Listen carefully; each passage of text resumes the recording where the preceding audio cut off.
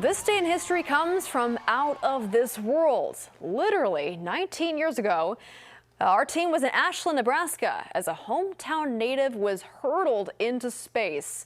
Clayton Anderson was among 7 astronauts who boarded the Atlantis for a 13-day, 20-hour mission. He actually ended up staying in orbit quite a bit longer, making a jump to the International Space Station to join that crew.